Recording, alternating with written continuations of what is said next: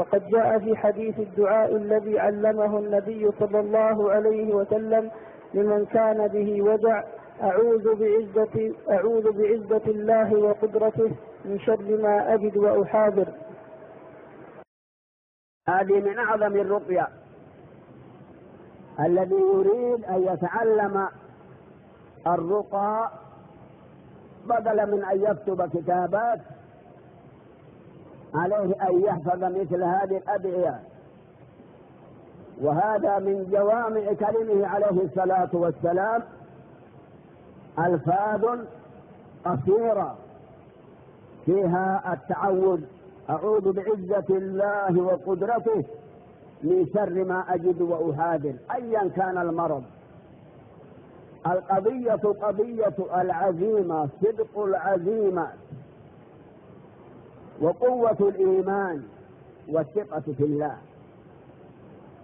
من رزقه الله قوة الإيمان والثقة في ربه سبحانه وعزيمة صادقة يتعالج بمثل هذا من جميع الأمراض. ولكن المحفوظ حسب علمنا بالقراءة، تقرأ، تضع يدك على محل الألم والوجع وتقرأ هذا الدعاء.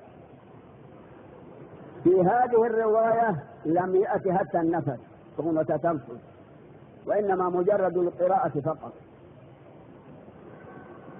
وقد يتوسع بعض المشايخ فيقرؤون مثل هذا الدعاء وبعض الآيات القرآنية على ماء فيسقون مريضا أو يرشون عليه، وهذا نوع من التوسع في الرقية، لأننا لا نعلم من هديه عليه الصلاة والسلام نصا صحيحا صريحا في القراءة على الماء حسب علمنا، إنما نحفظ ذلك من مشايخنا والله أعلم.